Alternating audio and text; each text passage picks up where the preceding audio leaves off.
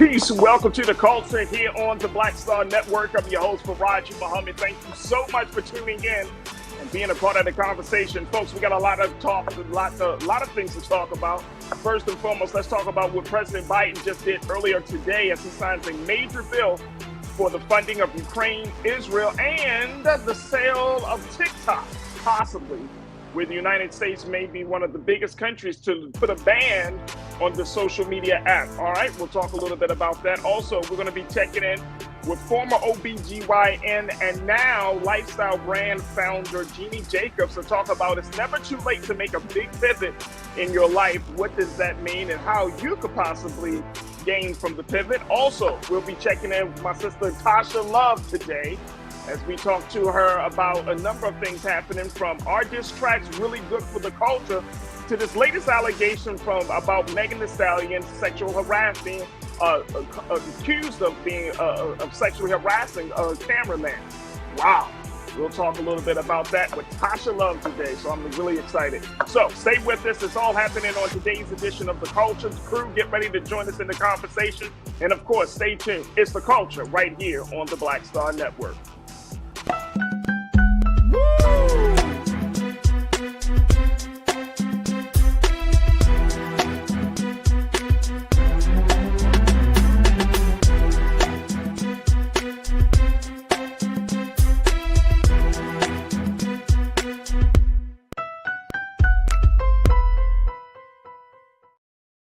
All right, folks, welcome to The Culture here on the Black Star Network. I'm your host, Farajii Muhammad. Thank you so much for tuning in and being a part of the conversation. Folks, it is Wednesday, April the 24th. Wow, we're at the end of the week almost. Well, we're at hump day. And so I'm very, very excited about the conversations that we're going to be having with you today. Now, first and foremost, we got to let you know we are streaming on a number of various platforms. But check out our home platform, first and foremost, blackstarnetwork.com. Make sure you go to the website today, download the app for free on all of your devices. And we ask you to also follow us on social media at Black Star Network. And we ask you to put a little something in the pot as we power our way through this digital space. So your support is definitely appreciated. Just go to our website again today at blackstarnetwork.com. And for all of you who have supported as of this thus far, let me get my words together. Thus far, we thank you for your support. And if you're thinking about supporting, well, just stick around, be a part of the conversations. And I feel pretty confident that you're going to want to support us. So make sure you do your due diligence there. And we thank you. Also, folks, we are streaming on various Amazon platforms. So make sure you check us out on Amazon News and your Fire TV. Also, you can check us out on Prime Video, on Amazon Prime Video. Just find us on the Prime Video app under Live TV, The News, or find us on Amazon.com under Prime Video, then Live TV, The News. We're also on the Freevee Network, so you can find us On Now under News for the Freevee Network, and Plex TV, 24 hours a day, 7 days a week. Just search for Black Star Network or find us on the Live TV News and Opinion. All right, let me jump in here. See who's in the chat today. Big shout out to the online culture crew, as always, because you guys make the show so much better. It's not just about me, folks. It's about you. It's about us, because we are the culture. And I cannot thank you all enough for your support and just tuning in each and every day. So let's see who's in the chat right now. I'm on the YouTube chat, and you can find us on Big Brother Roland Martin's YouTube channel chat, as well as on his Facebook page, as well as on the X platform. So big shout out to all of those who are gathering in those spaces to watch the show. We cannot thank you enough. So thank you. I see you, Lori Parks. I see you, Brother Damon. Thank you so much for checking in. I see you, Francesca Epps. I see you, Pauline Hurt, the Stephanie Humphrey channel. I see you, ABX Girl. I see you.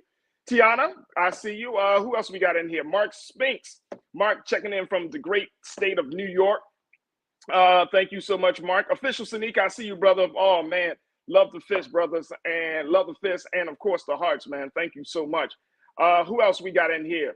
Let me see. Who else we got in here? Oh, man, we got some new faces in here, some new voices. Vanzola Carter, good afternoon to you, Vanzola. Thank you so much for checking in. Always a pleasure. Edith Critchlow. Edith, I see you. Thank you for the fire emojis and the hearts. Thank you. Can we get them a little horn? Let's give them some of that horn. I like to hear that horn. There we go. I like to hear that horn for the culture crew. All right, folks, let's do this. Let me just throw this out there. First, we're going to have this conversation, and this is simply your reactions to what we have been seeing right now. This is, you're going to be hearing much more about this. Make sure y'all tune in at 6 p.m. at Roland Martin Unfiltered as he does his work, probably breaking down what we're seeing, what happened in Washington today with the president signing this major bill. But I wanted to kind of key in, I wanted to bring it to our attention, and then we can kind of key in on certain elements of this monumental funding package. And I want to get your take on it. So make sure y'all get ready to join us in the conversation, post your thoughts. So here's the thing, folks. This is the president signed a major foreign aid and TikTok divest or ban provision in a 79 through versus 18 vote. This is a big bill, $95 billion package. $95 billion. It's officially been signed into law by President Biden, and it provides critical aid to Ukraine, and it could enact a provision that could lead, according to the reports, that could lead to a nationwide ban on TikTok. Now, what the president said about this whole thing, he said that this particular bill, because it not only provides Ukraine aid, it also provides the state of Israel with funding and making sure that our presence is felt in that part of the world. And the president said, quote, "is going to make America safer. It's going to make the world safer.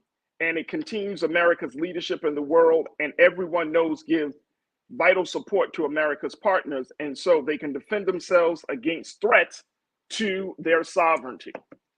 So I want to take a quick pause. When we come forward, I want to hear what you got to say about this as the president signs into law a $95 billion package. We'll break it down a little bit more for you. And I want to talk, we can, the Ukraine funding, Ukraine aid, Israel funding, that's pretty much, it's a done deal, as they say. But this TikTok piece, I know y'all be like, he said Ukraine and there, but TikTok, yes, but TikTok might be, this is going to be a controversy. So we're going to talk a little bit about TikTok, and I want to get your take on it, your reactions, crew, to what the president has done today. Just simply share, what are your thoughts? What are your thoughts about this funding, this aid, and of course, this potential sale, divest or ban provision for TikTok? Stay with us. The conversation continues with you here on The Culture on the Black Star Network.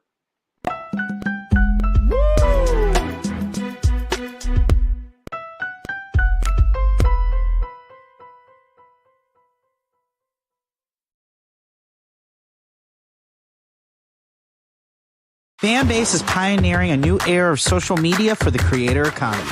This next generation social media app with over 600,000 users is raising $17 million, and now is your chance to invest. For details on how to invest, visit startengine.com/fanbase or scan the QR code. Another way we're giving you the freedom to be you without limits. Black Star Network is here.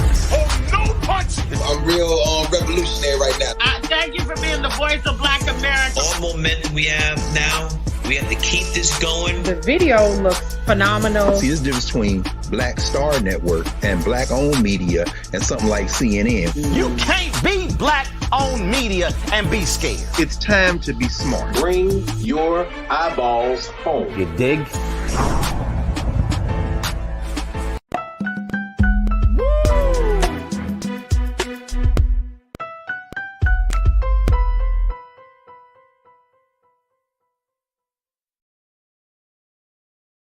All right, folks, welcome to The Culture here on the Black Star Network. I'm your host, Farajii Muhammad. Thank you so much for tuning in and being a part of the conversation. It is Hump Day, and we are talking about what the president has done in terms of that major foreign aid package that he just signed into law this morning.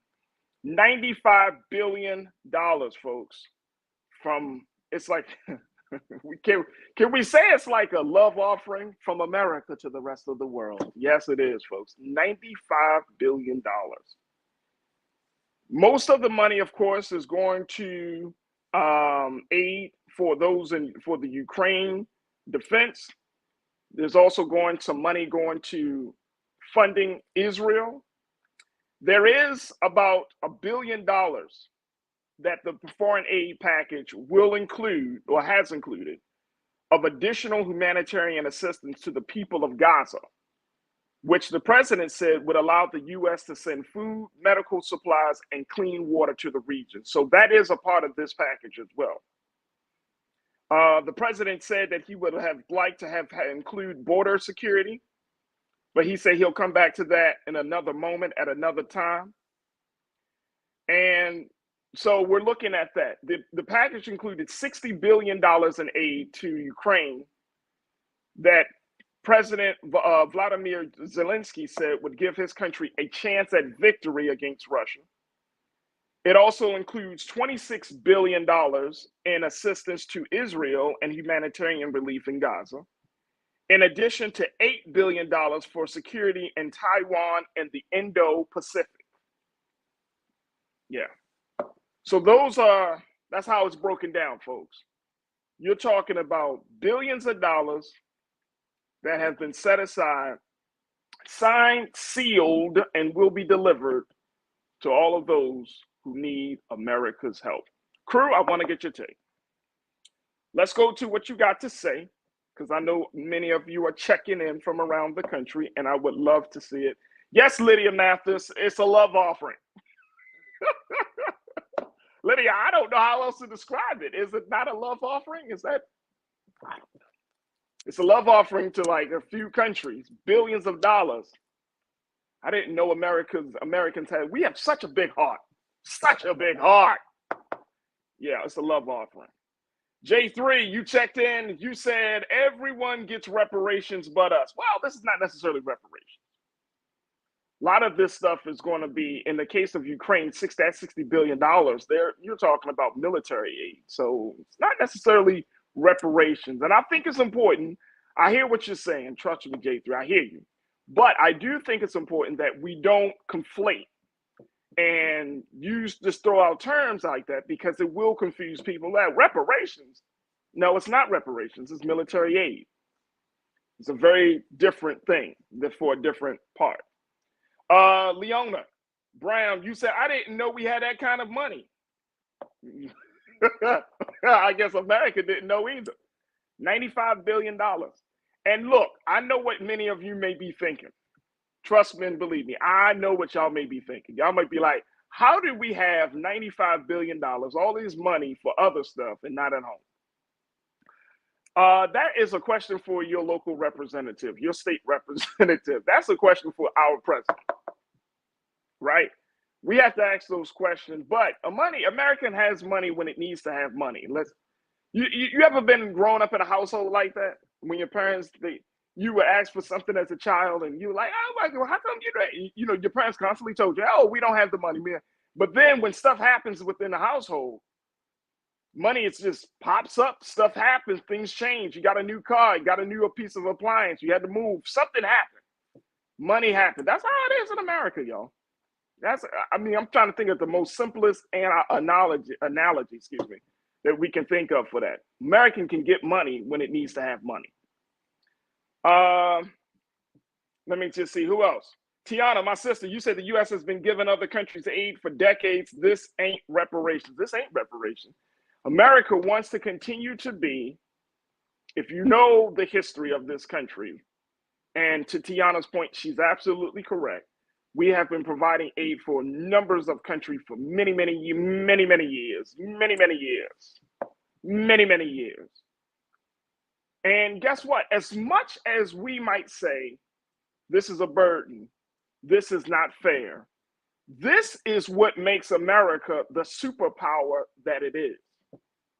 I'm going to say that again. As much as we as the constituents may say, this is a burden, this is not fair, this is not right, how do they do this? This is what makes America a superpower. So I want us to keep that in mind as well.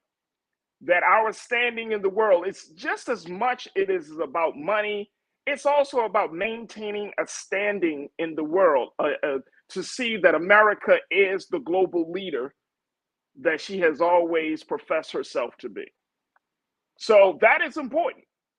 That is super important. It may not be important for us, but in American politics, when you're talking about those relationships, those global relationships, international businesses and international relationships, and you're talking about all the things that is required to keep this country going and running, and more importantly, keeping resources in, keeping certain things out, all of those things, that's important. That's a huge part of the conversation. And I know people probably say, oh, no, how is that important? That is very important. Very important. Let me see here. Spider-Man, check it in. You said worse off. The homeless and mental illness are at a high level. It's time to take care of this country. I hear you loud and clear. Well, that's why we hold our elected officials accountable. Look, I'm going to get one more in. Cindy D, you say America polices the world? Absolutely. Absolutely. Polices the world, and not only polices the world, but strives to be the moral standard of the world. Yep. Tries. That's part of being a superpower, that you want to be the moral standard of the world. Look, we got to take another quick pause. When we come forward, let's continue to get your reactions. And I'm going to get into some more details about the situation around TikTok, because we may see a major change with the social media app. So stay with us. It's The Culture here on the Black Star Network.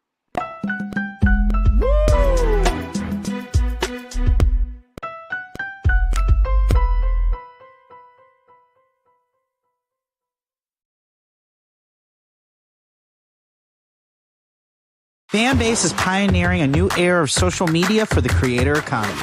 This next generation social media app with over 600,000 users is raising $17 million, and now is your chance to invest. For details on how to invest, visit startengine.com/fanbase or scan the QR code. Another way we're giving you the freedom to be you without limits.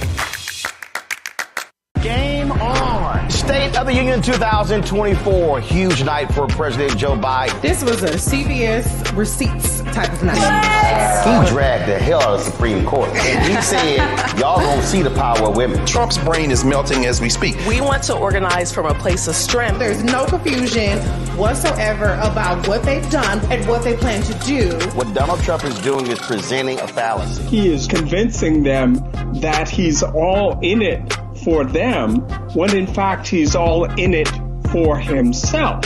We do not feel Joe Biden, in spite of the success that have taken place during this administration economically.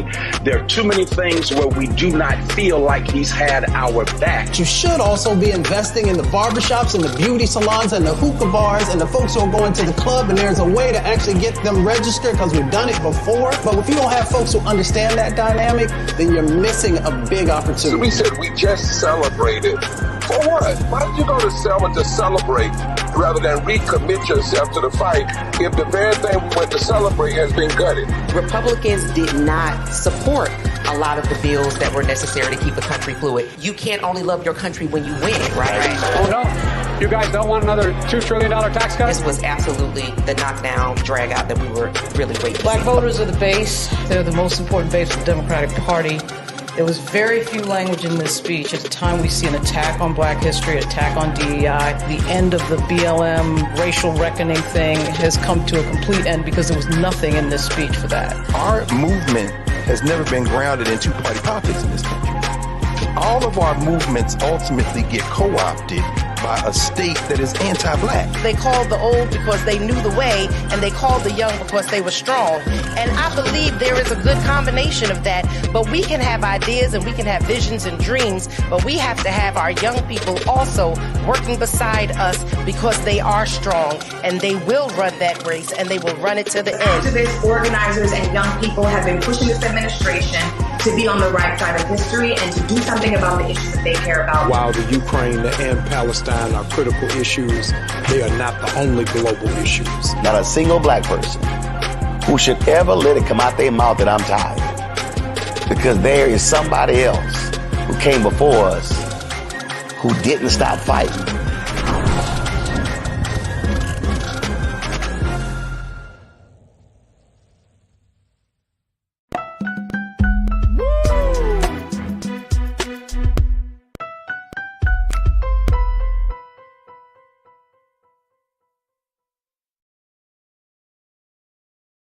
All right, folks, welcome back to The Culture here on the Black Star Network. I'm your host, Farajii Muhammad. Thank you so much for tuning in and being a part of the conversation.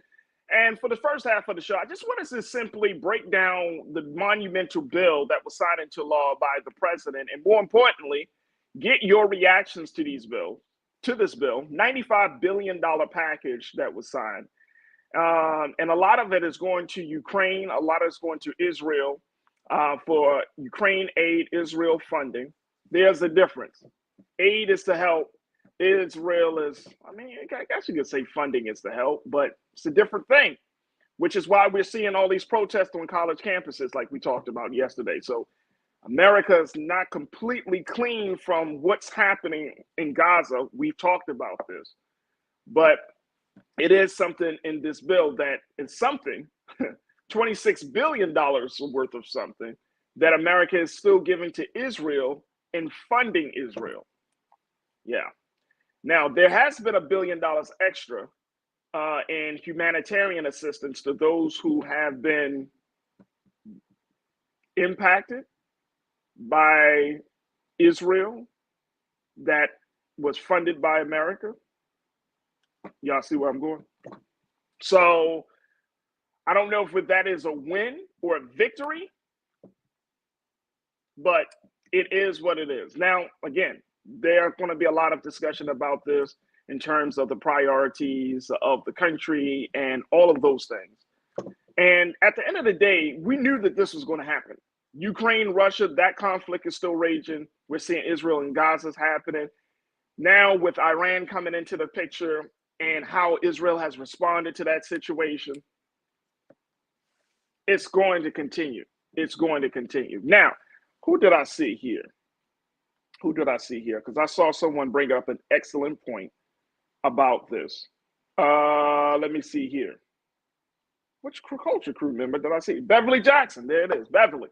Thank you. I wanted to make sure I got you, Beverly, because I think you brought up an excellent point. Beverly Jackson, you posted that, was there anything in the package for funding or aid for Haiti? Not that I saw, Beverly. Not that I saw, not that it was reported. There was nothing that was in that for Haiti. Now, I can ask my team to see if anything has been allocated for Haiti, but based on the reports that I saw, I didn't see anything. So I'm going to put that on my team and say, look, let's make sure Haiti is covered. If Haiti is not covered, it speaks for itself. It speaks for itself. Your priorities lie in the budget. Always remember that, folks. The priorities of any administration, hell, the priorities of our individual household is based on what we spend our money on, right? So our priorities lies in the budget. Absolutely. But that's a great point, though, Beverly.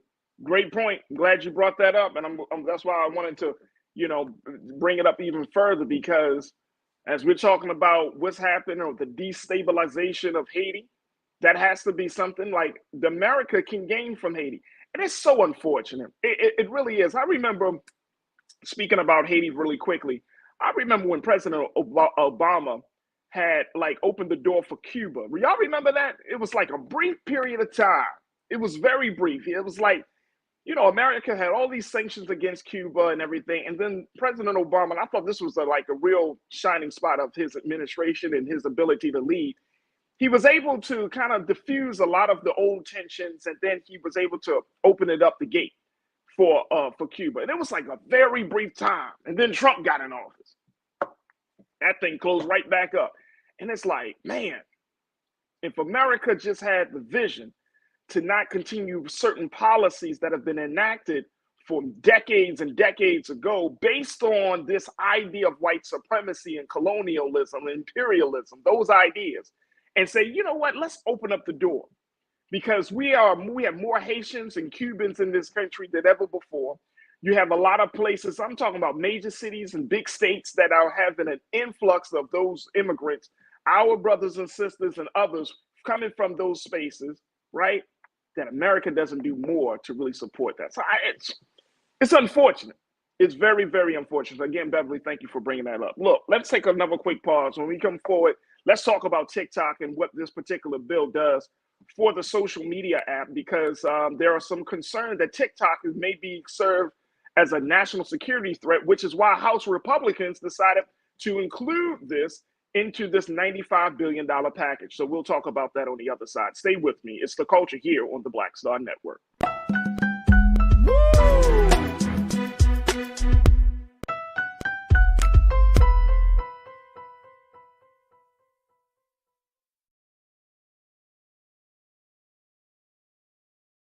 I need you to scream for your new beginning. 5, 4, 3, 2.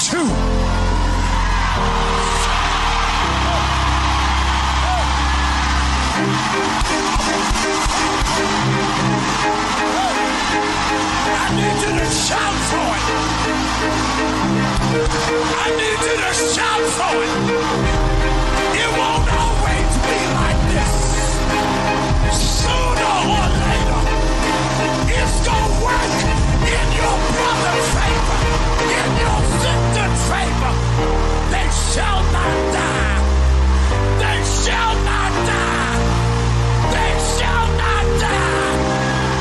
I want you to embrace somebody and tell them welcome to the greatest season of your life. Hug somebody, welcome.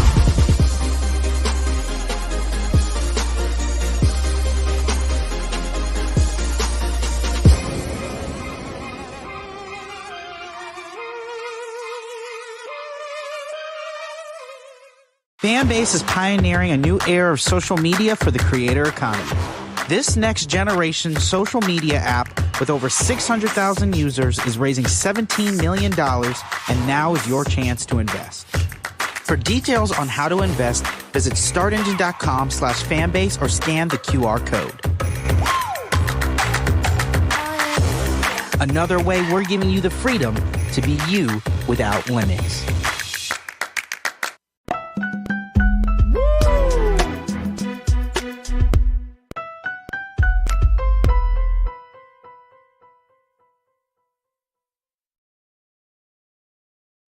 All right, folks, welcome back to The Culture here on the Black Star Network. I'm your host, Farajii Muhammad. Thank you so much for checking in and being a part of the discussion.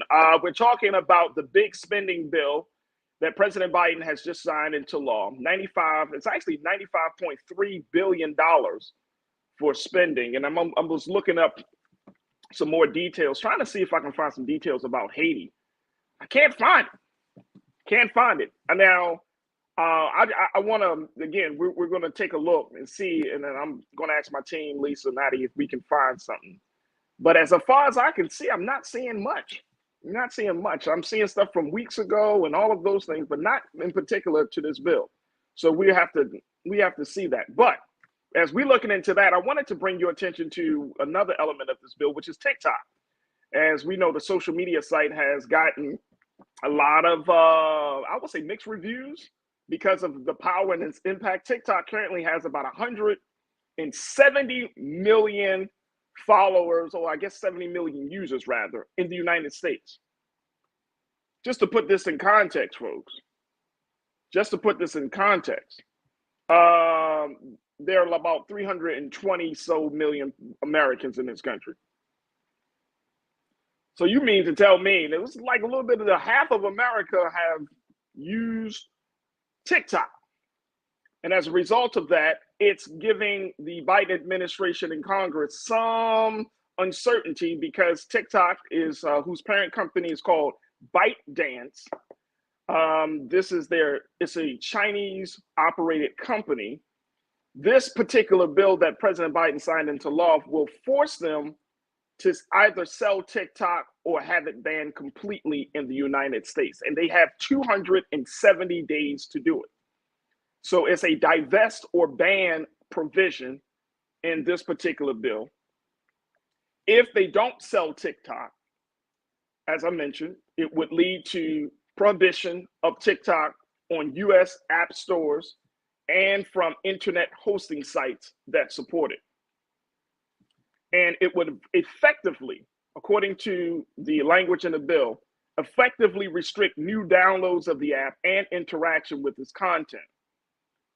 So since the president signed the bill today, the deadline for a sale of TikTok will be January 19th, 2025. That means it happens after the election.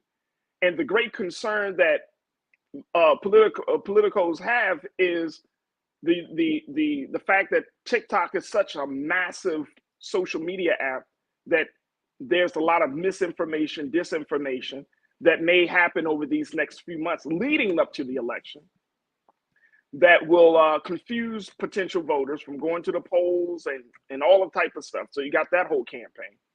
And as a result of that, it may disrupt voter turnout for for the presidential election. Crew, talk to me. Come on, crew, talk to me. Let me know your take on this.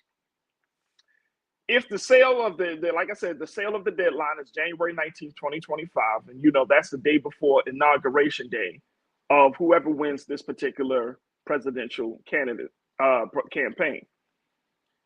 Under the legislation also, President Biden could extend the deadline another 90 days if he determines that ByteDance made progress toward a sale, and that will potentially up to a year, giving them before facing the ban. So they might. It depends on how fast they are moving. If the president feels like they're not moving fast enough, or if the president feels like they are making some progress and trying to do some things in terms of selling, then he's going to give them extra time. If they don't look like they're going to make some progress, then guess what? Lights out for TikTok. Of course, TikTok, ByteDance is looking to take legal action. Their CEO, Shao Chu, told users, rest assured, we aren't going anywhere. We are confident and we will keep fighting for your rights in the court. The facts and the Constitution are on our side and we expect to appeal.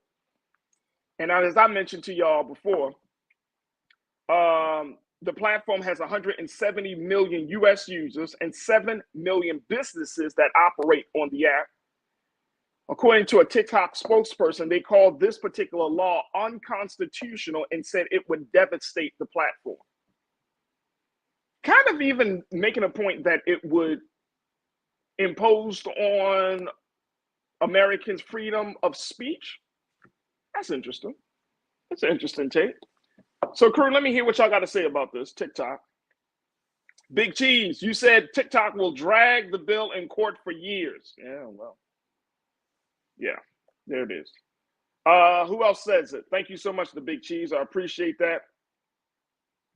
Monkey Confessions, you said, welcome, Monkey Confessions. You said, has anyone ever defined what exactly is considered disinformation versus misinformation? That's a good question. But I know that disinformation, let me just double check because I don't want to give out no crazy line. You know what? I'm going to do this. I'm going to take a final pause. When we come back, let's talk a little bit about the difference between that because I don't want to use any terms which might throw people off. And I appreciate the question, Monkey Confession. So we're going to take another pause. When we come back, let's talk about that. And I see, Tiana, you posted something about Haiti getting some aid. And I'm going to share that with folks as well as we verify that as well. So stay with us. It's The Culture here on the Black Star Network.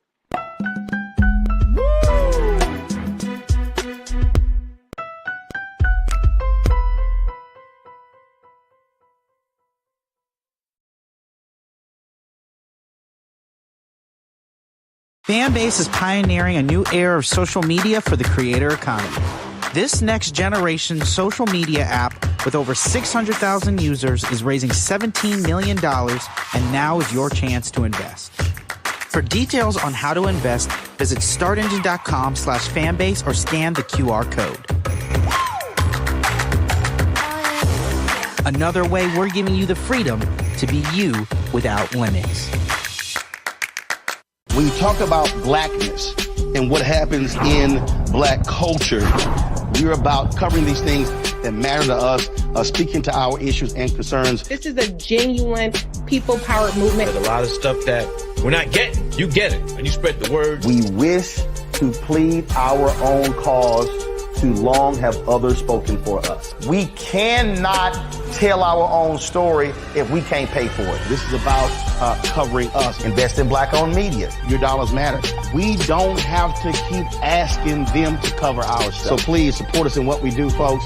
We want to hit 2,000 people, $50 this month, raise $100,000. We're behind 100,000, so we want to hit that. Y'all money makes this possible. Check some money orders. Go to P.O. Box 57196, Washington, D.C. 20037-0196. The Cash App is $RM Unfiltered. PayPal is R Martin Unfiltered. Venmo is RM Unfiltered. Zelle is roland@rolandsmartin.com.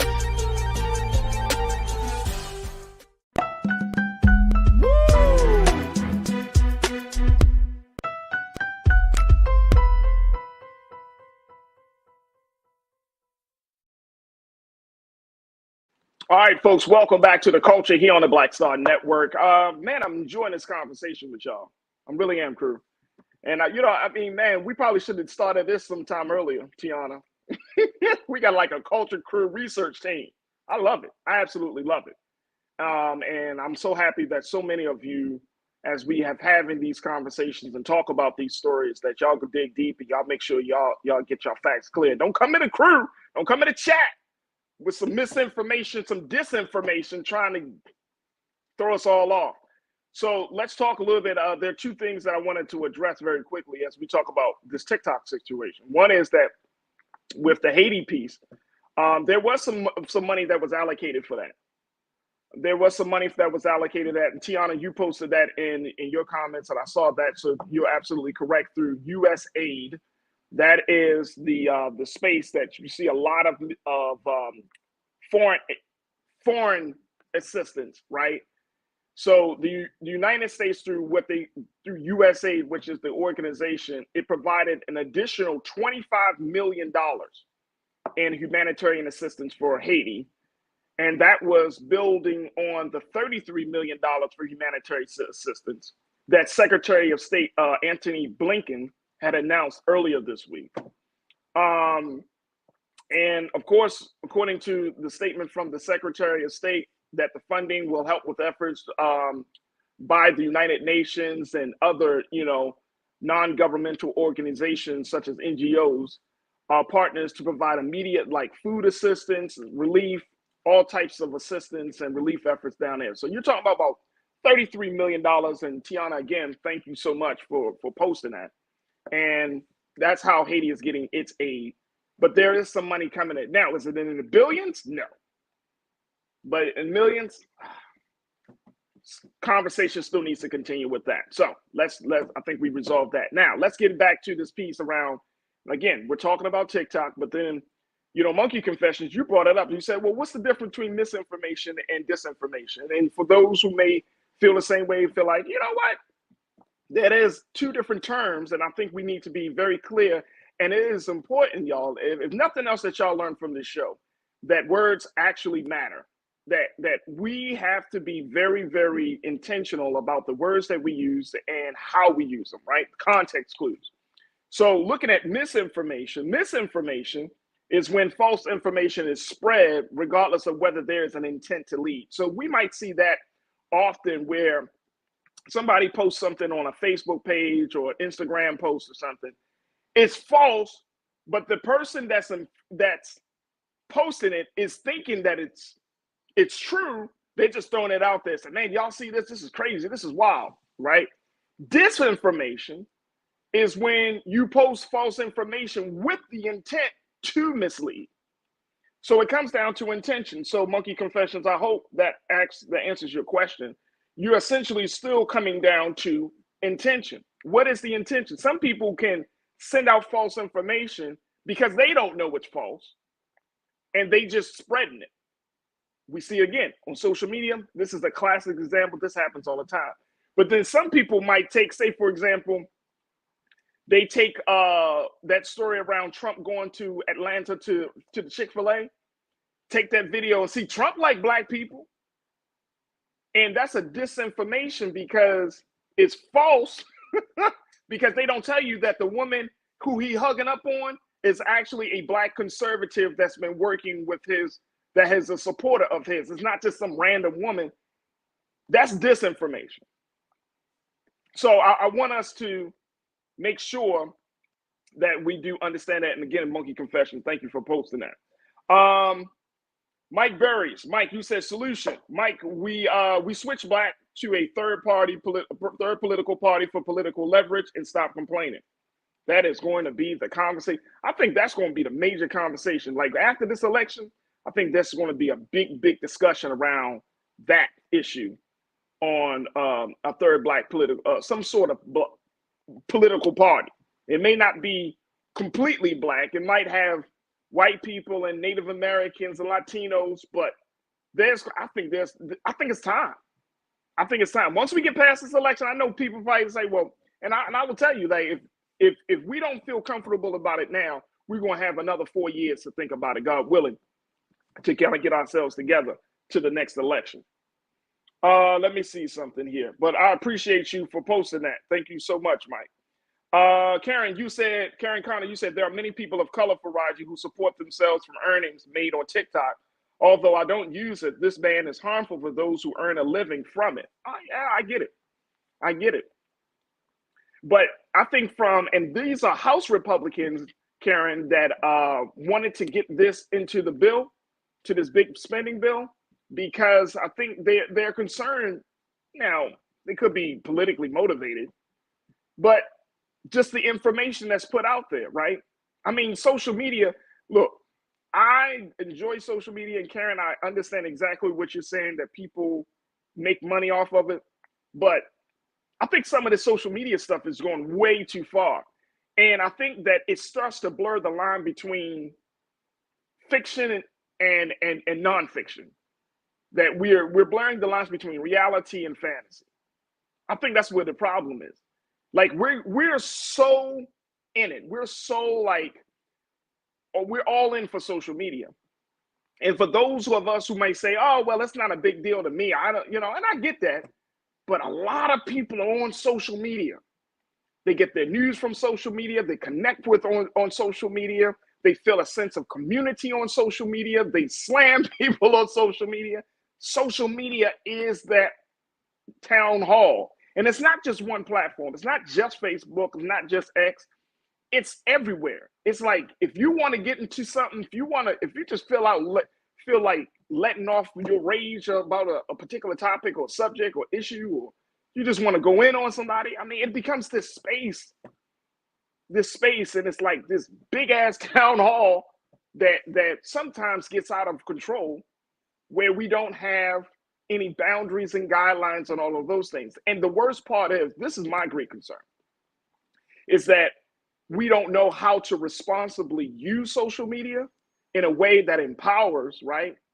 I mean, yes, you got businesses on it, but I don't know about y'all, but when I scroll on IG, on Instagram, or even on Facebook, it comes across like a magazine. You got pictures and everybody's selling stuff, and you just feel like an online magazine. You're like, where is the connection? Where are the people? Where's the humanity? You know what I'm saying? Where's the human element of it, instead of just everybody wants to get your eyeballs, get your dollars.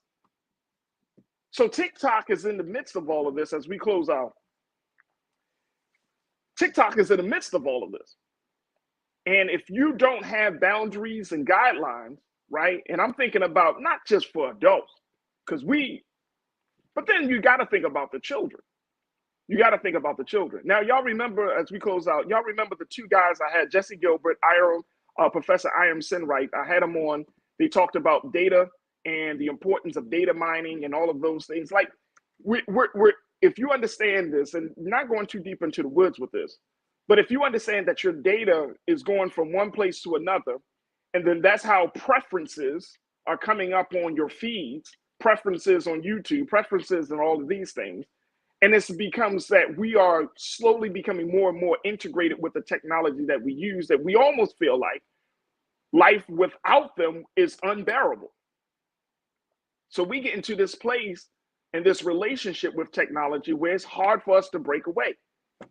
And that is very, very interesting, because even though we're adults to do it, what about those coming behind us, the children, teenagers, especially when they grew up on technology and feel like this is the way to go. I've talked to teachers, talked to Nira and other teachers who are saying that now schools are really pushing for students to learn on iPads. But then at the same time, right, when they get home, that's what there's in their hands. That's how we make sure that, oh, you know what, let's give them an iPad. That's how we handle it. So if school districts across this country are pushing for more technology in the classroom, and taking away some of the key elements of writing. Y'all remember cursive writing? It might be a thing of the past, but I remember going to school for cursive writing, reading, you know what I'm saying, beyond the screen, like just some of those basic fundamental skills that children should have. But if we integrate technology in it, right, thinking that it's going to advance us, it might do more harm than good. So I think it's a worthy debate, a worthy conversation.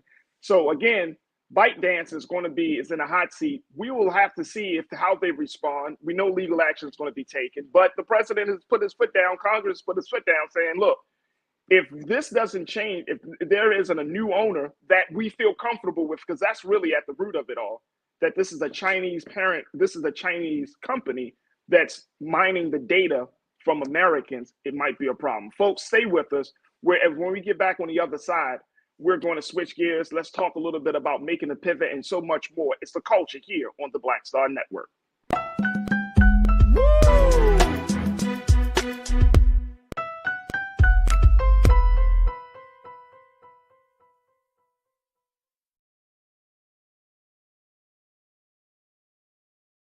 We wish to plead our own cause. Too long have others spoken for us. This is an opportunity for us to be able to speak to our issues. Y'all better understand something real quick.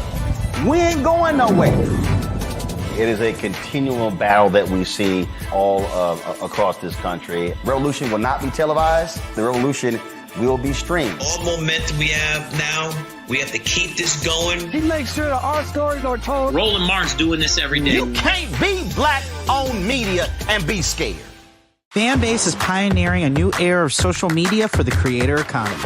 This next generation social media app with over 600,000 users is raising $17 million, and now is your chance to invest. For details on how to invest, visit startengine.com/fanbase or scan the QR code. Another way we're giving you the freedom to be you without limits.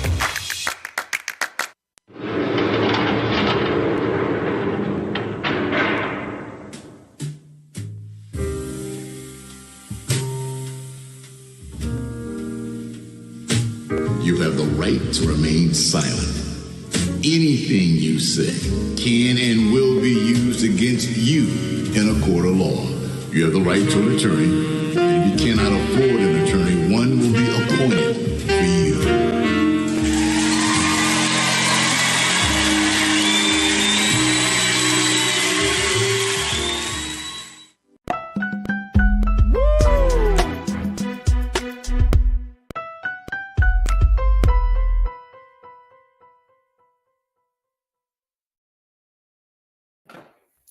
All right, folks, welcome back to the culture here on the Black Star Network. I am so happy that you're able to join us. And of course, I'm your host, Farajii Muhammad. Folks, we are streaming live on our home website of blackstarnetwork.com. Go to our website today, download the app for free, and certainly support us, throw something in the bucket as we power through this digital space. Now, speaking of powering through, we want to talk about how it's important that sometimes when life starts lifing, you may have to make the big decision of switching course. And so my first guest for today is a woman who went through all of the steps to become successful in going one path, only to find out, you know what? I'm not happy anymore, and it is time for me to make a change, to make a pivot. So I am very, very happy to talk to my sister who is a former OBGYN and is now the founder of Just Jeannie, which is a lifestyle brand. We're happy to have her joining us today, Miss Jeannie Jacobs, Dr. Jeannie Jacobs, MD, for joining us, for making this change and talking about it's never too late to pivot. Now, Dr. Jeannie, do I say Dr. Jeannie? How do you like to be? I tell you, when I hear doctor, it makes me nervous. The anxiety goes. Okay, so no, we ain't trying to do that. We ain't trying to do that. So we're going to just say Jeannie. Yes, perfect. Jeannie Jacobs is joining us. She is the founder of Just Jeannie Lifestyle brand. And talking about why it's never too late to make a pivot. Jeannie, this is a fascinating story because one, you are a Black woman. You have really kind of met or exceeded the metrics of success, right? You've gone through school. I mean, you went through medical school. You are a very, very well-respected OBGYN. And then something happened. You decided to make a change. What was that change? What happened for you? Well, definitely during COVID. I was actually part-time. So just before COVID, I actually went part-time as an OB-GYN. I didn't do full coverage. I just kind of worked in clinics and helped out as needed in the hospital. So when COVID struck, most of my colleagues couldn't work. People were ill. There was a doctor shortage. So I went back to help, and it was a nightmare. I sat there and I watched people who knew better come in with COVID. I watched them die. I watched them not care, spread it to other people. And I was like, what am I doing? Am I supposed to sit here and take all this and basically die with a baby in my hand because people won't listen? I mean, I'm giving more than 100% to patients who really didn't care. And I said, what about my own family? What about my self-care? What about my health? Why am I running around the hospital, 2, 3 o'clock in the morning, stressed out, worrying about somebody could die on me, but that person really didn't care, So I started looking at my life. Sure, I, did everything, dot the I's, cross the T's, gave my time to people and things, but I didn't give myself my time that I needed. My children, I had kids late, I finally have a kid that's a tween. Wow, okay. At 40.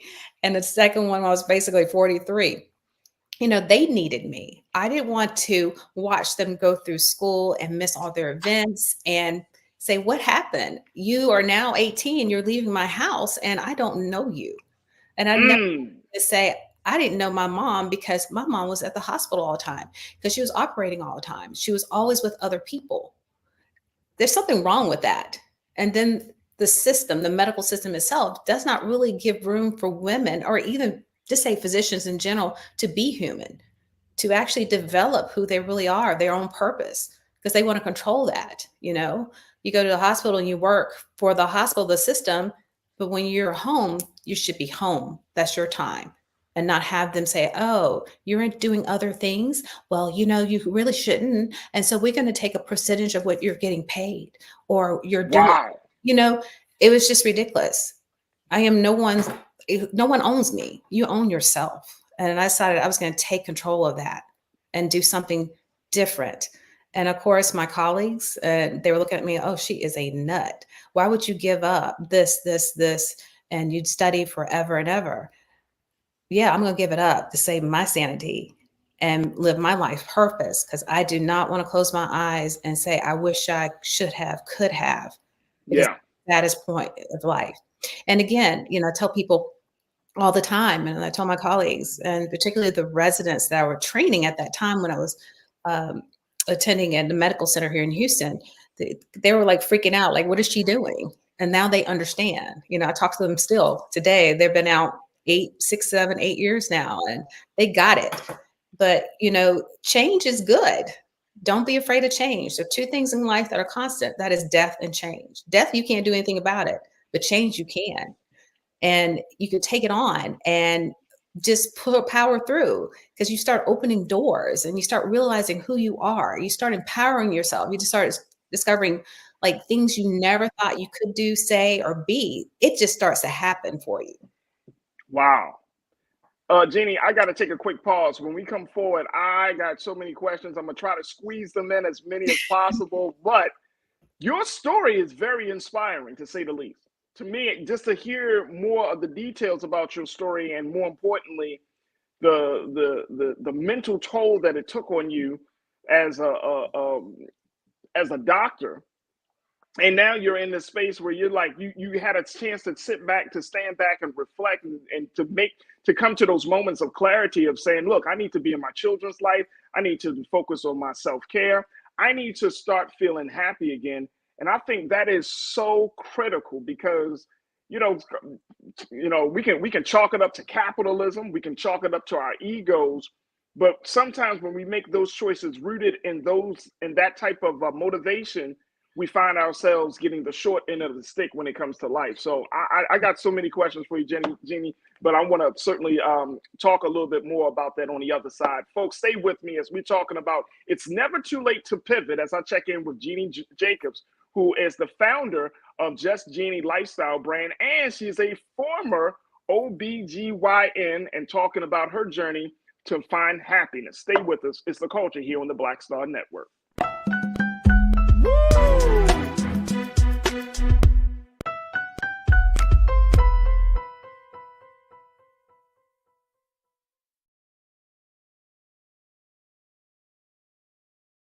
Fanbase is pioneering a new era of social media for the creator economy. This next generation social media app with over 600,000 users is raising $17 million, and now is your chance to invest. For details on how to invest, visit startengine.com/fanbase or scan the QR code. Another way we're giving you the freedom to be you without limits.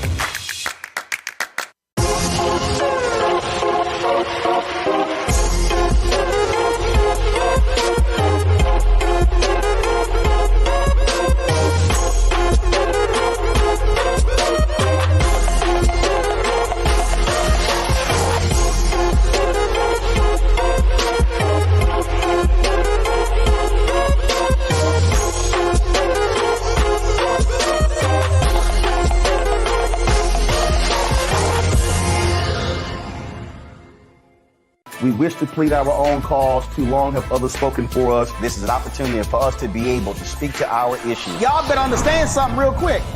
We ain't going nowhere.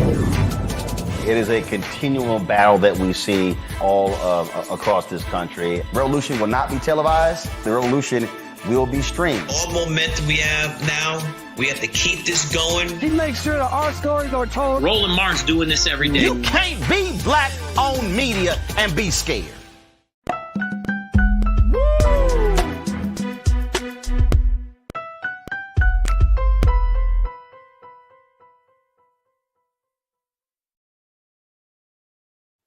All right, folks, welcome back to The Culture here on the Black Star Network. I am joined by a very special guest, Jeannie Jacobs, who is the founder of Just Jeannie lifestyle brand.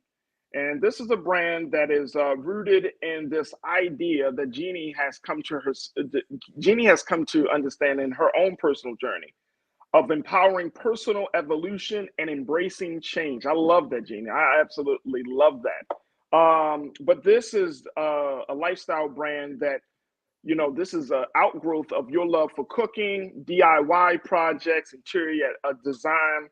You have a product that's on the market called Luminosity Candle, which is a crafted creation that blends the soothing power of aromatherapy and symbolism of illumination, which I think is absolutely important. And you really talk about how to get into falling in love with yourself, how to chart your own path for personal happiness. And coming from the space of being a medical doctor, working under those intense, from the long hours to the intense pressure, what would you say would be the biggest challenge for a person to make a pivot like you did in their life? Is it the mental challenge? Is it money? Is it family support? What would you say? What were the challenges you had to face?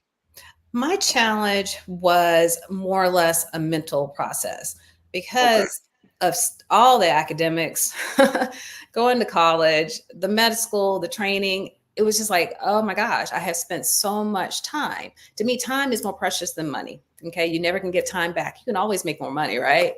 But that time, and I had to sit there and say, okay, but look, well, what I'm looking down the road now, I'm now, at early 50. If I don't make a change now, what's going to happen? I had to take it. My time is limited, I hope to live to 100, 120. That'd be cool. See some great grandchildren, whatever. But you got to take the time that you have and maximize that and make the best of it. I've already given, all my time in the past to other people. It's now my time. And I knew if I could gain my time back, I could be whatever I wanted to be truly and be free, you know? And actually, this is why this whole thing came about. This was not planned. I just started living my life, living the best parts of my life. And people start seeing that. And again, like my colleagues, former colleagues, they start seeing that. They saw me from the hospital. They're sitting in the doctor's lounge talking about me, you know, and seeing me on social media. The things that I do, I think are just very simple, like cleaning my refrigerator and or going out there planting something in the garden actually has been uplifting and motivating other people and inspiring them to be their best and to pursue things they never thought they could.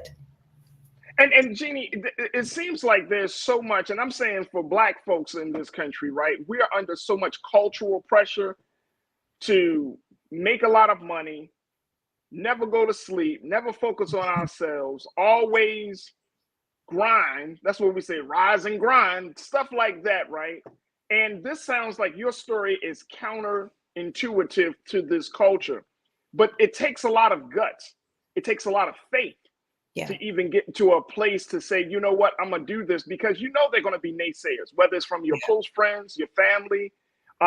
People are gonna put the seed in your head then, oh, if you make a move like this, you go from a doctor to opening up your own business, you're not gonna succeed.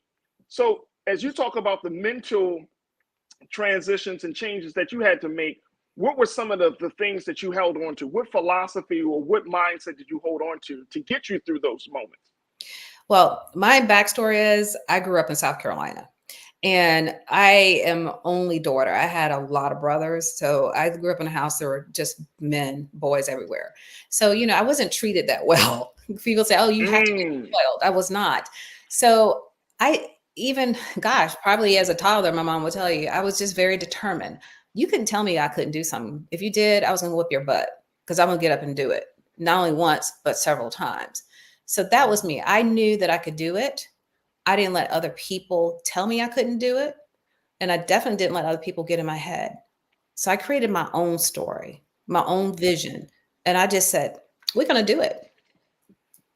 Right. And let me ask you this question, Jeannie. When you made that decision, did you tell anybody? Like, did you kind of like work under the radar for a little bit before you said you brought Just Jeannie to the public space? I did, because it was just easier for me to keep it in my head, keep that vision clean. Yeah. You know? Yeah. And so you didn't go on social media? You didn't go on social media? No, not initially. I was selling houses. I actually sell real estate too in Houston. So it kind of just evolved. And I said, one day I woke up, I said, okay, I'm gonna go here. I'm gonna make these rolls, you know, and right. I'm gonna do this. I posted and the DMs went out of control and posted about my closet. And that was, it kept going. So you were already kind of doing some things on the entrepreneurial front. Yeah, that definitely. kind of opened up the doors for you to do this. So it wasn't like it was a break because your primary role was being a medical doctor, right? But then you still have these other things, and I want you to kind of speak to that, because we are so conditioned to think that we can only focus on one thing. Now, I'm not a huge advocate of being the jack of all trades and the masters of nothing, right? I'm not an advocate of that, but I truly believe that some of us have maybe 2 to 3 strong talents to do things, and that we could manifest and express those things. It just takes time, patience, and making sure that we're on the right path. So talk to me about that process. Definitely. Another principle I grew up with, I always told my grandfather, always told me, he said, you can never live on one paycheck. Always have something on the side. And I think big thing. I tell my children that. I said, sure, you know, I have a daughter, she's brilliant. Okay. She probably ended up going to MIT or Stanford. Okay. But I tell her, that's fine. Academics is great. Have that job, but you need to have a business. You need to keep some talent that you have to yourself and let it work it, manifest it, because that's what's going to keep you sane. It not only gives you a backup, you know, if things do fall apart with your job or your career path, it just keeps you sane, keeps you growing, keeps you discovering who you are. And I think a lot of people don't go that path. They say, oh, I'll just get that job. You're a doctor. You should be happy. Just make your money. And that's it. But what if something happens down the road where you get tired of doing what you're doing, or you become ill, or you lose a spouse? You need to have those talents. You need to keep those and really, work them, manifest them, make them your own. And that's really important. And so that's what I Absolutely. did.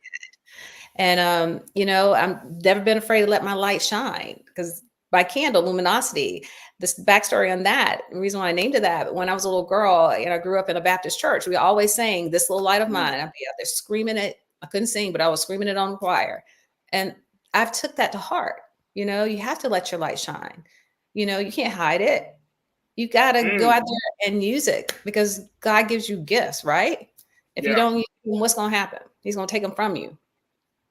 It's like the talents in the scriptures, right? Yeah, he gave you a few talents, and then whether you multiply on those talents or not, it will mean a world of difference. Look, I got to take another pause, but Jeannie, I want to give you, on the other side, we'll give you some final remarks. So once again, talking about your lifestyle brand, and more importantly, for those who are feeling like they need to do a pivot in their lives, maybe you can give us some little bits of wisdom and some nuggets that folks can hold on to as they're making big transitions in their lives. Folks, we'll continue the conversation with Jeannie Jacobs, founder of Just Jeannie. Stay with us. It's The Culture here on the Black Star Network.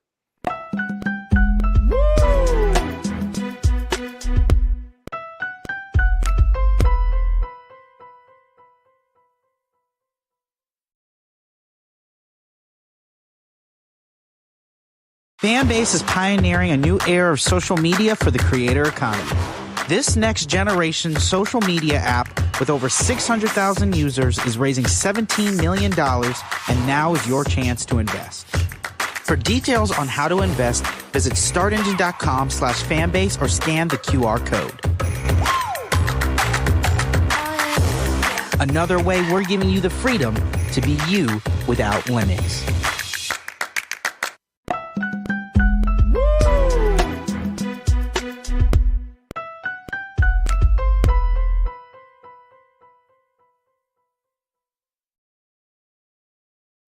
All right, folks, welcome back to The Culture here on the Black Star Network. I'm talking to a fantastic guest as she talks about her evolution and how she has decided to make a pivot from being a OBGYN to now being a founder of a lifestyle brand. I'm checking in with Jeannie Jacobs, and you can find her on the website, justjeanniejacobs.com. Again, folks, that's justjeanniejacobs.com. This is a lifestyle brand where they offer so much, from everything talking about cooking and DIY projects, but they have a new product called the Luminosity Candle.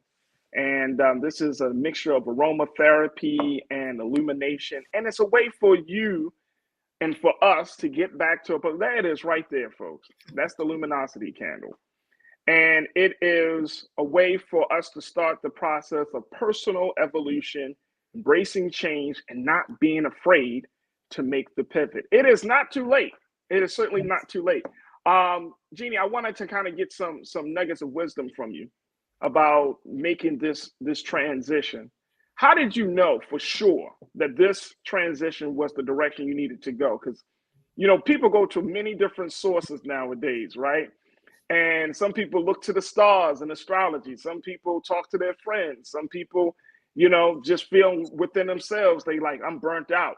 Like one of our culture crew members, she talks about this, Keisha Poole. Keisha said that, she said, after 25 years in law enforcement, talk about people who didn't care about me, I pivoted back to myself and my children. Thanks for your validation. I can relate. Thank you, Keisha, for your service in 25 years, but I can only imagine it takes the toll. So for you, Jeannie, what are some of the signs that a person may be ready to make that big pivot? When you can't concentrate on your work because you're concentrating on other things that you need to do. If you realize your health is failing, if you realize your personal relationships aren't as strong as they need to be, or you just plain tired, it's time to make that pivot, and it's okay to do it. Just say yes to yourself, okay? The biggest thing is you got to find your purpose. What is it that you want to do? And that is the hardest thing for everybody. And what I did, I wasn't quite sure. And I said, it's not going to stop me. So what I did, I figured out who I used to be.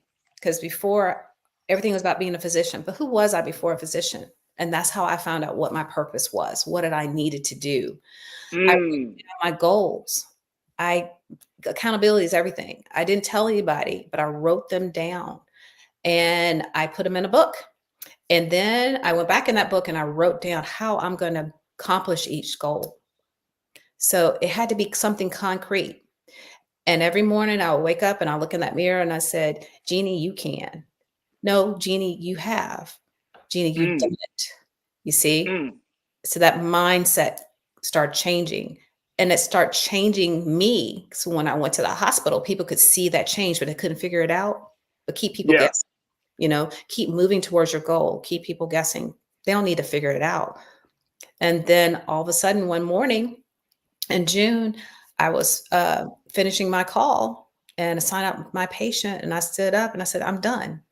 And my medical supervisor I called and I said, I think you already knew. We had I gave you a little hint, like 6 months ago, I'm probably going to be done.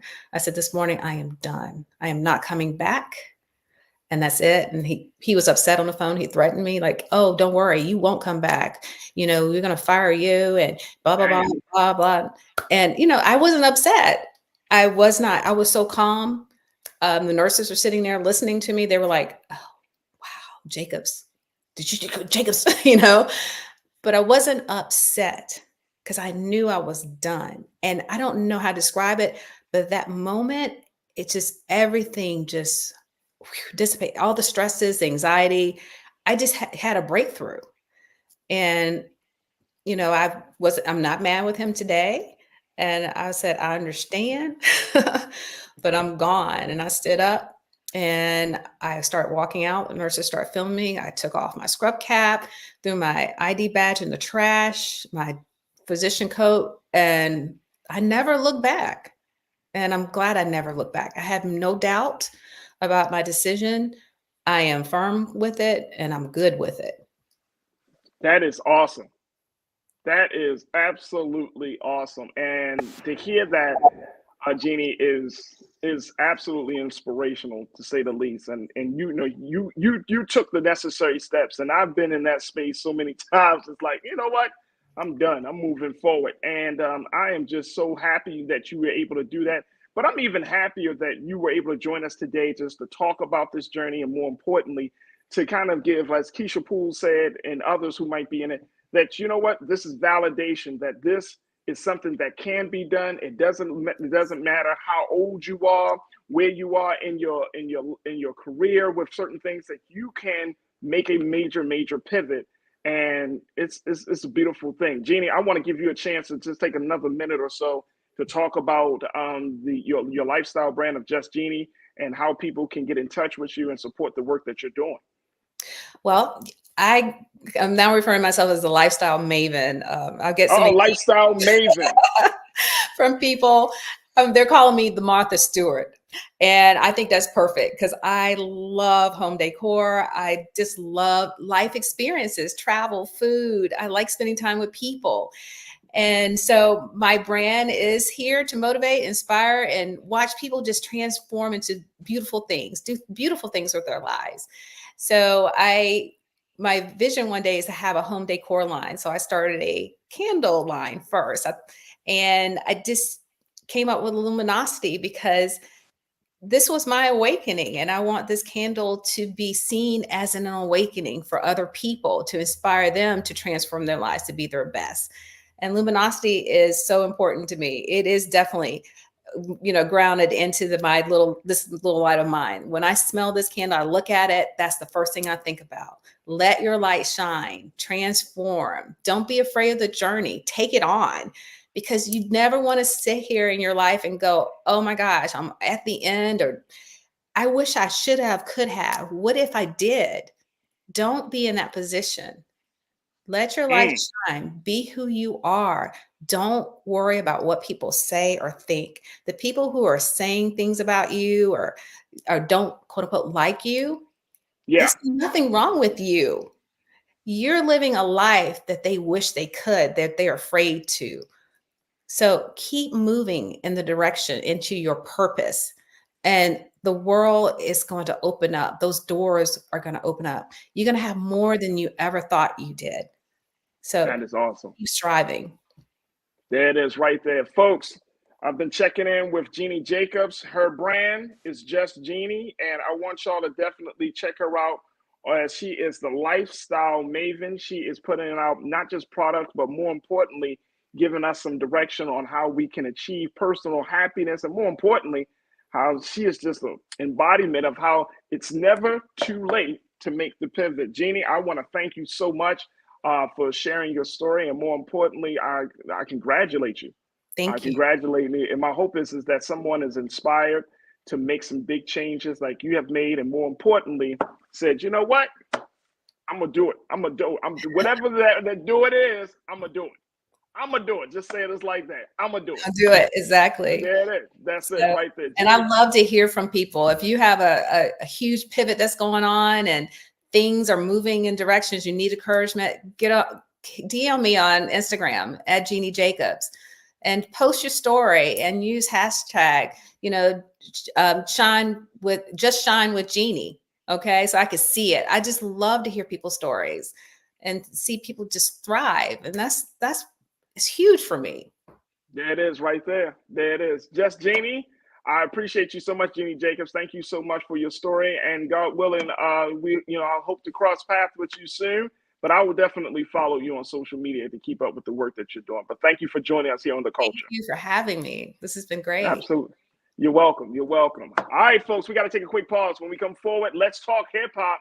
Check in with music insider Tasha Love. Stay with us. It's The Culture here on the Black Star Network.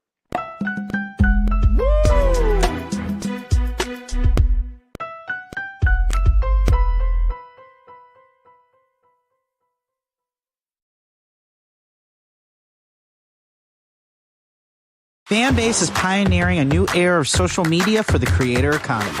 This next generation social media app with over 600,000 users is raising $17 million, and now is your chance to invest. For details on how to invest, visit startengine.com/fanbase or scan the QR code. Another way we're giving you the freedom to be you without limits. Game on! State of the Union 2024, huge night for President Joe Biden. This was a CBS receipts type of night. He dragged the hell out of the Supreme Court. And he said, y'all gonna see the power of women. Trump's brain is melting as we speak. We want to organize from a place of strength. There's no confusion whatsoever about what they've done and what they plan to do. What Donald Trump is doing is presenting a fallacy. He is convincing them that he's all in it for them, when in fact he's all in it for himself. We do not feel Joe Biden, in spite of the success that have taken place during this administration economically. There are too many things where we do not feel like he's had our back. You should also be investing in the barbershops and the beauty salons and the hookah bars and the folks who are going to the club, and there's a way to actually get them registered because we've done it before. But if you don't have folks who understand that dynamic, then you're missing a big opportunity. So we said we just celebrated. For what? Why did you go to Selma to celebrate rather than recommit yourself to the fight if the very thing we went to celebrate has been gutted? Republicans did not support a lot of the bills that were necessary to keep the country fluid. You can't only love your country when you win, right? Oh, no. You guys don't want another $2 trillion tax cut? This was absolutely the knockdown, drag out that we were really waiting for. Black voters are the base. They're the most important base of the Democratic Party. There was very few language in this speech. At the time, we see an attack on Black history, an attack on DEI. The end of the BLM racial reckoning thing has come to a complete end because there was nothing in this speech for that. Our movement has never been grounded in two-party politics in this country. All of our movements ultimately get co-opted by a state that is anti-black. They called the old because they knew the way, and they called the young because they were strong. And I believe there is a good combination of that, but we can have ideas and we can have visions and dreams, but we have to have our young people also working beside us because they are strong and they will run that race and they will run it to the end. Activists, organizers, and young people have been pushing this administration to be on the right side of history and to do something about the issues that they care about. While the Ukraine and Palestine are critical issues, they are not the only global issues. Not a single black person who should ever let it come out their mouth that I'm tired. Because there is somebody else who came before us who didn't stop fighting.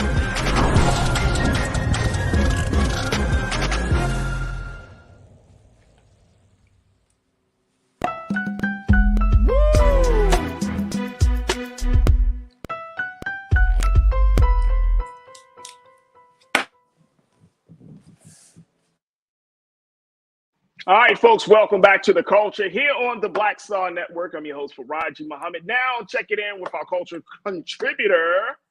She's music insider Tasha Love. And Tasha, first and foremost, good afternoon. Tasha, Hi. I don't appreciate you coming onto the show, and you got more fans than me. Oh, word. I Big wasn't shout out. aware. I see. Yeah. L Boogie checked in and is like, oh, I love Tasha. Well, thank you, Elle. I wasn't aware, but I'm so excited to hear that. Absolutely. All right, Tasha, let's talk about a couple of things that are happening in your world, and it's really our world, it's our culture, hip hop music, hip hop culture. Right. First and foremost, I wanted to start the conversation talking about Meg The Stallion, how she is apparently at the center of another controversy where a former, I'd say staff member, a cameraman, has accused her of sexual harassment. Now, this is a very interesting story because not only has he accused her of sexual harassment, he also has mentioned that there are some unpaid wages that for his time as her cameraman. And here's the quote coming. Check this out. This is from Yahoo News. Take a look at this. In the suit filed in the LA Superior Court, Emilio Garcia said that after a night out in 2020 in Ibiza, Spain, he was in an SUV with the hip hop star when she began having sex with another woman right next to him. Wow.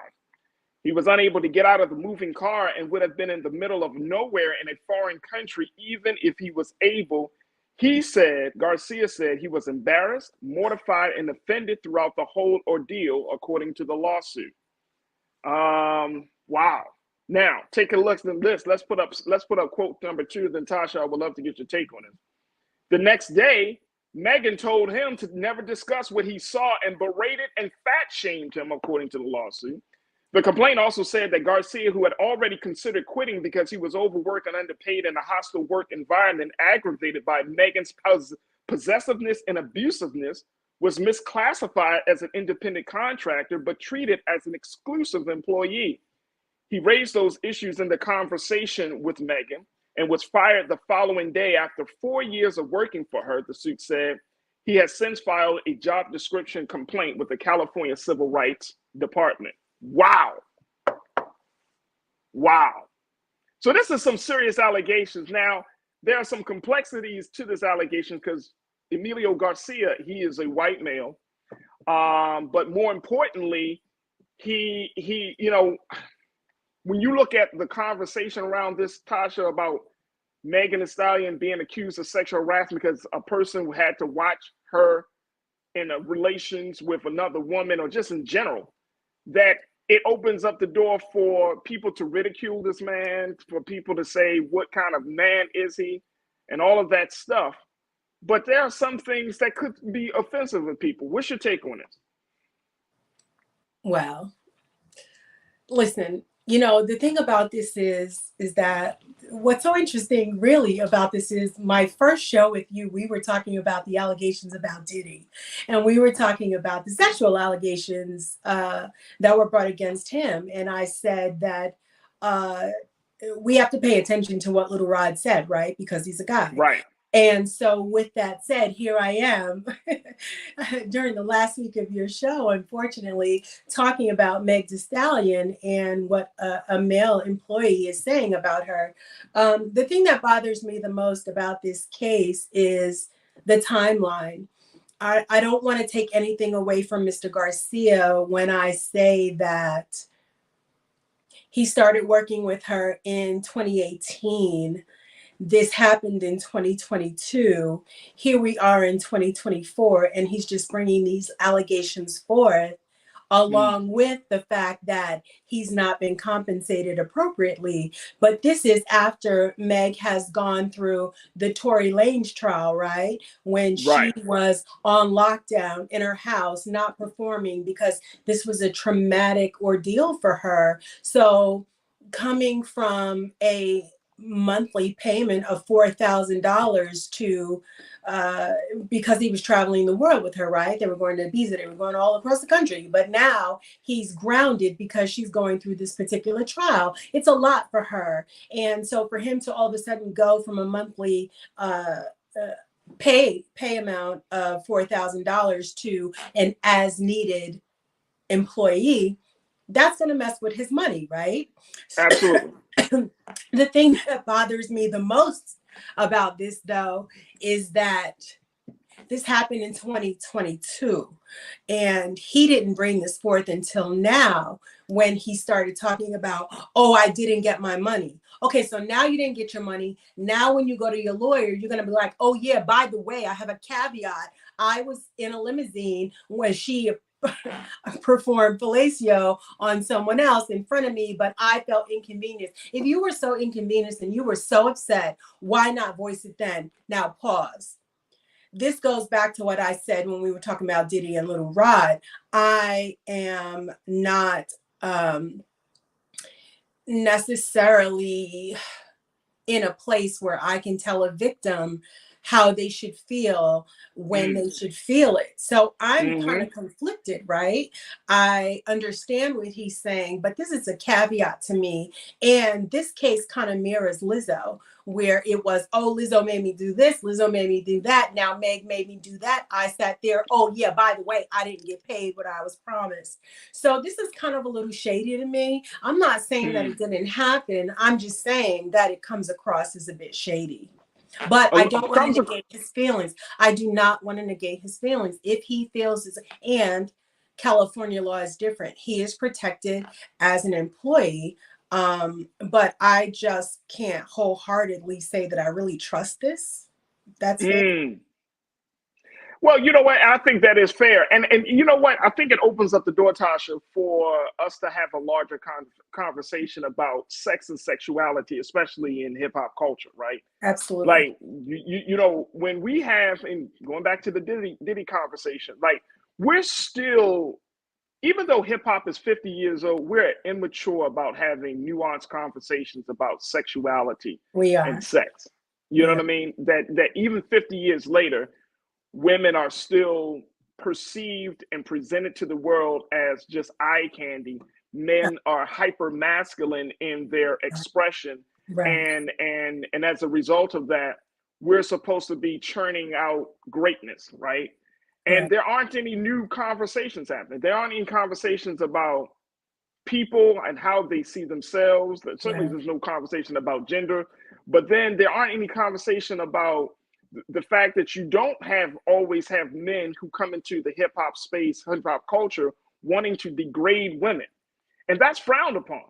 That's frowned upon. Let a rapper or let an artist say, hey, you know what? I'm not calling the women a B word, or we're not going to do that. Let an artist say, as a woman artist, I'm not going to just strip down nakeds for likes and for claps. And as a result of that, she won't be seen, she won't be promoted, she won't get the resources to go mainstream. So there's still a lot of maturing that hip hop culture and the hip hop artist has to do. And we're just not having, and the funny part is, we probably talk about more sex than any other genre of music. I agree. I mean, we are talking about Luke. We're talking about just really every artist that's And let come me just out. say very quickly, hey Tasha, I just saw this the day before I started the show. You talked about Luke. This man gets on social media and starts talking about what Women's women dreams. should be doing to take care of themselves to please their man. Like, bruh, listen, come on, man. but Listen, you know this what's is the so same strange? guy. Yeah, but what's so strange about Luke is that I once watched a MTV documentary that showed his wife. I don't know. I can't recall what she did. I don't know if she's a lawyer, but nevertheless, she's a professional. And he went for the most subdued female. He didn't go for the stripper. He didn't go for the artist. He went for someone that is really, really very business oriented. You know, I want to say that she almost downplays her beauty because he's around there all the time. So it really just goes to show you that what he's doing is really a business, right? He wants to show the women that are scantily clad. He wants to show the women that are in the club. But at the end of the day, he wants a woman that's going to be there to help take care of the household, to raise his children, somebody that his children can go to for support, who's going to be there when he comes home, waiting with a hot meal and dare I say his shoes. But what I'm saying is that what he wants is completely different than what he raps about. So And I that's the think problem, Tasha. that's That's the the problem. problem. That is a problem, but that's men. I mean, you know. Wait a minute. That's who? That's men. I just so many rap analogies come to my mind, even from Adina Howard. Like, you want a lady at home, but you want a freak in the sheets. I mean, which is it? Like, it's like I want someone to take to a party that men can look at. Oh, but don't look too long. I mean, it's you guys. It's you guys who really confuse women, right? We're not Like, doing this, Tasha. We're not you doing know, this. We're not. I see what to. you're doing. I see what you're doing. We No, don't no, have no. enough time. This is on men. You know, you guys want somebody that is eye candy on your arm, but you also want somebody to be there to wake your kids up, get them dressed, go to school. But at the same time, you want somebody who goes with you to the party that can wear what she wears, and men will be like, you know, I like that. But at the same time, don't touch.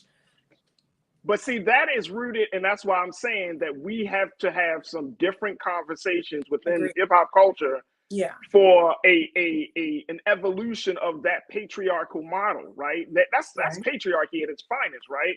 Where it's like, no, I'm in control. You are eye candy. You are the worker of the house, and men were not a part of that. And look, I know that there are a number of Black men and brothers and men in general who are in the hip hop world, but who are very active at home, who are very active with their families, who are married, and who doesn't fit that that archetype of just being out there sowing their royal oats and whatnot, and in the streets all day, right?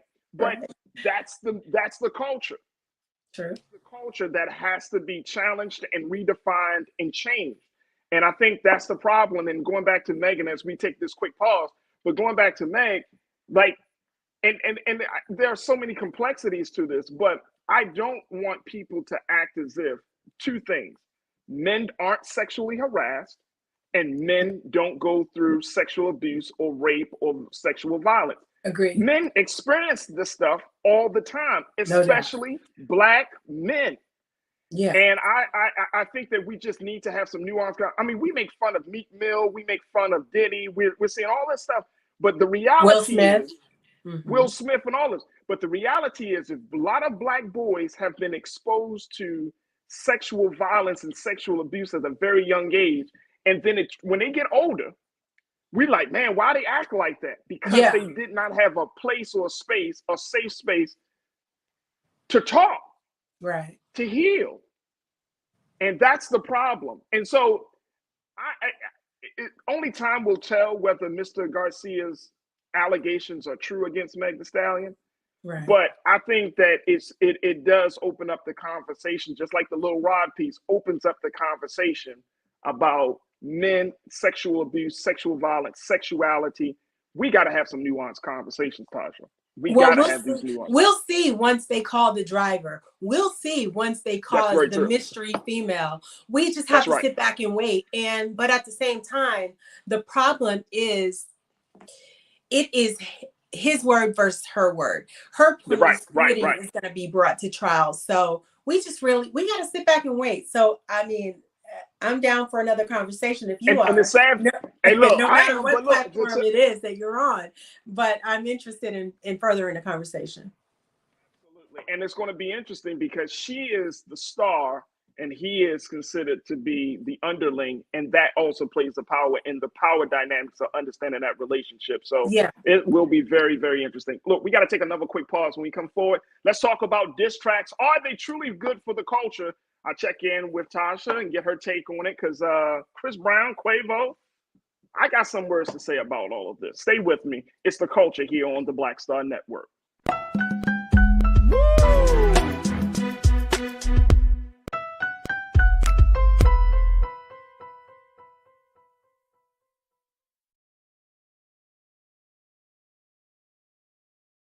Fanbase is pioneering a new era of social media for the creator economy. This next generation social media app with over 600,000 users is raising $17 million, and now is your chance to invest. For details on how to invest, visit startengine.com/fanbase or scan the QR code. Another way we're giving you the freedom to be you without limits.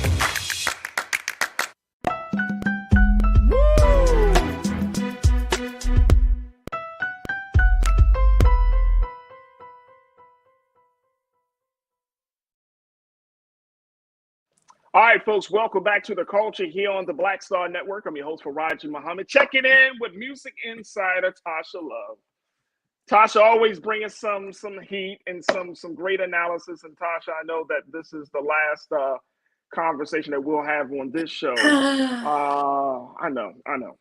So don't even start, Tasha. Don't even start. Don't start. All right, look, let's talk about this.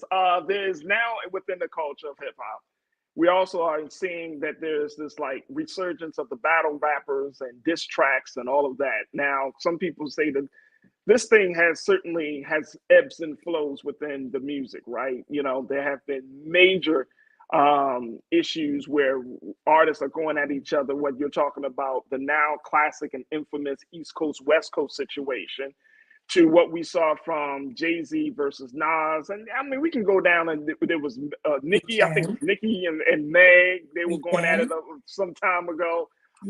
But now it's like everybody is dissing someone else. And with this latest round coming from an R&B dude named Chris Brown, I don't know if anybody remember him. I don't know if anybody know who he is. He's kind of he did a couple of songs. Chris Brown. What's that about? I'm just joking. R&B superstar Chris Brown going against a rapper who was 1/3 member of the major group Migos. Him and Quavo have kind of battled it out. And people have said that Chris Brown's diss track was, at this point, claimed the winner in that particular battle. But I want to go deeper than that, because the last time you were actually on, we talked about J. Cole feeling remorseful about even putting out some diss against Kendrick Lamar. Right. And my concern is, are these diss tracks really, really good for the culture and for the music? And here's why. One is because at the end of the day, as fans and consumers of the music and lovers of the genre, we are now going to have to be forced to kind of be in a space of choosing artist versus an artist, right? And as we know that, as it goes on wax, it translates to the fans, and then it changes the energy and the culture in the streets. So now Chris Brown said some things, some very hurtful things. And look, as much as y'all think it's fire, and I was like, whoa, he went hard. He did. But at the same time, saying things like, people wish that you were dead instead of Takeoff. And then Quavo responded saying they got you got a bullet with your name on it. Yeah. It gets to be to this point where is this stuff really good for the culture? What's your take on this, Tasha? So my take is that this is a battle, right? And I'm gonna go back a bit because I'm not gonna let you diss Chris like that. And I Chris. I like recognize Chris Brown. I recognize that it was the softest. So let me acknowledge that. But what I'm saying is that Chris Brown is multi-talented, and Absolutely. As is every musician, right? They all a little ticky ticky boom boom in the head, right? They all got something going on with them. But Chris Brown is a painter, he's a rapper, he's a dancer, he's an R&B artist, and I'm gonna call him a rapper, especially after this that he did Weakest Link towards Quavo, because it was hard. Like I was like, well damn. Right. I was not expecting that out of Chris. The last time I saw Chris, there were no tattoos. He was about 18 years old. But since then he's evolved into a man and he's in his feelings. And yeah, he's gone through some things. The thing about this particular diss that makes it more personal is that Quavo quoted him putting hands on Riri and him putting hands on Karuchi. So it's kind of like, well, it warrants a further discussion, whether it be on wax or in person. I am deeply concerned about it being in person. I think that we all know that there is beef between all of them.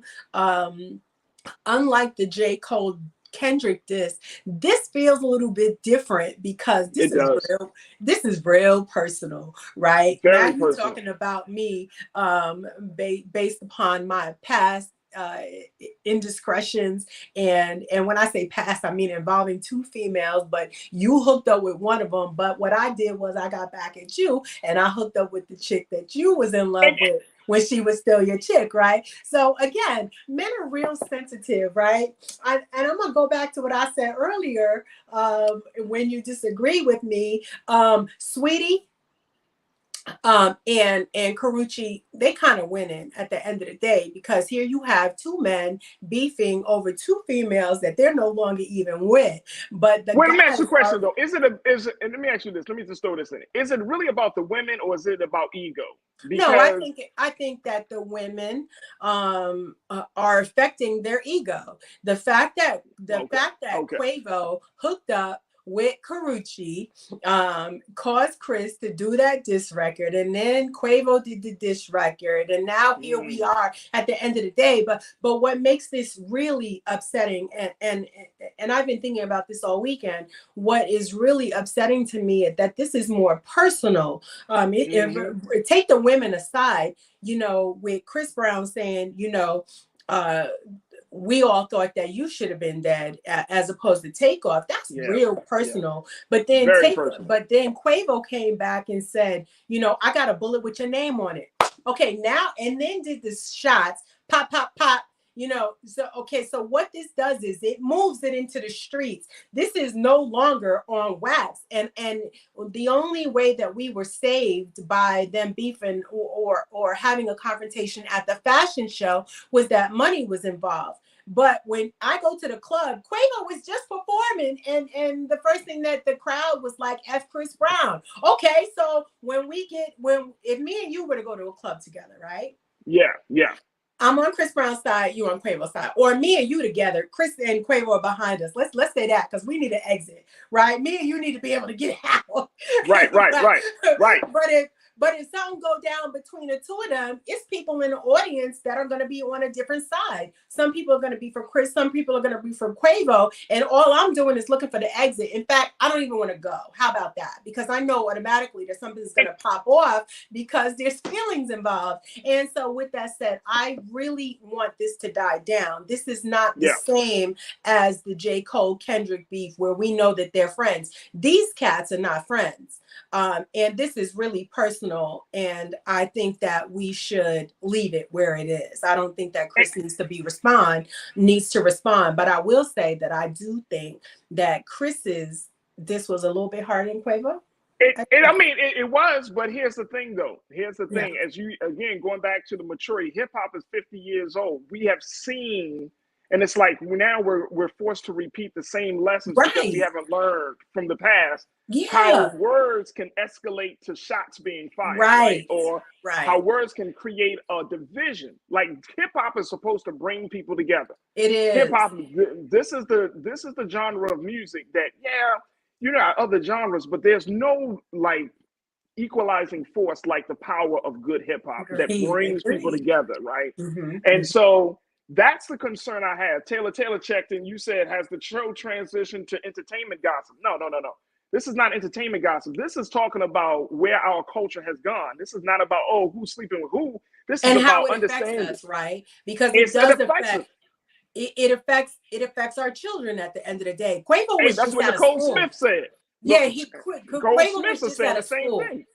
Children are listening to this. Right. So for those of us who are older in the culture, right, who understand the dynamics of the music and kind of been there from the beginning, it's important that we understand, like, to keep the reins on it. Yeah, the music can get competitive. The music is going to go back and forth. But at the end of the day, the music should not lead to death and murder. Well, you know what? Simple. We need a 2024 version of self-destruction. You know what I mean? Where all the hip hop artists came together. It's like self-destruction. But here's the thing, though. Self-destruction. We really do need that. We need peace in hip hop. We need peace in hip hop. Here's the only thing then. Here's the only thing. Just as much as artists need to come together as fans and consumers of the music, we should not be advocating and rallying for this type of rhetoric to go back and forth, right? Because we also can find ourselves complicit with this type of behavior and action. If something were to happen to Chris Brown or Quavo, and it could happen from somebody outside of the beef. If something were to happen, automatically everybody's going to get, man, we need to stop the violence. Agreed. We lost Tupac, we lost Biggie, we lost all these people, and we always talking about stopping the violence. But when this track comes out, man, what y'all going to do? What you going to do? What you going to do? This is not the same temperature as ether. Right. This is not the same temperature as ether, period. And you know why? And I truly believe this, Tasha. You know why? Because Jay-Z, it's not about money. They understood, Jay-Z and Nas, they both understood, like, look, we too old for this, man. Like, we can't, this thing, we just came out of the loss of Biggie and Tupac. Yeah. We don't need to be the next one. This ain't that deep. It ain't that deep. Whether it's you sleeping with who and all of that stuff, at the end of the day, hip hop should inspire, it should empower, and it should be the vehicle by which we are calling for the preservation of Black life and not for the removal of it. So it is, I hope it's resolved. But diss tracks, you can diss me lyrically, but if you gotta talk about my mother, my father, my baby mother, you talking about bullets and my I children. wish I was dead. Right. It's not good for the culture. All right, Tasha Love, how can our folks follow you and check you out and see all the great work you're doing? Well, they can find me on air with Tasha Love. That's Tasha with an O for originality, at Instagram.com or on Instagram. So Tasha on air with Tasha Love on Instagram. And then you could always follow me on the X platform, which is Tasha Love, Tasha Dime Peace Love on the X platform. And then hopefully wherever you go, I heard, this is your last week. I'm a little bit upset about that, but wherever you go, I'm down. I appreciate you. Tasha Love, Music Insider. Thank you so much for joining me. I got to get out of here. Got to wrap up, but I appreciate you, Tasha. Thank you so much. And thank you. Thank you to the crew. Thank you to the crew. Everybody's been amazing. Absolutely. Thank you. Absolutely. Thank you for being so good for the culture. All right, folks, that's going to do it for me. Thank y'all so much for tuning in. Thank you, Culture Crew, for joining us.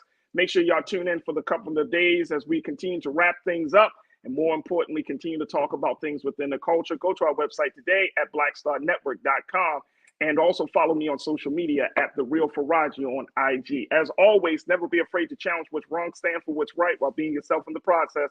God willing, we'll talk tomorrow for another exciting edition of The Culture right here, only here, exclusively here on the Black Star Network. Stay tuned at 6 p.m. Roland Martin Unfiltered. It's coming right at you. Have a great evening. Peace.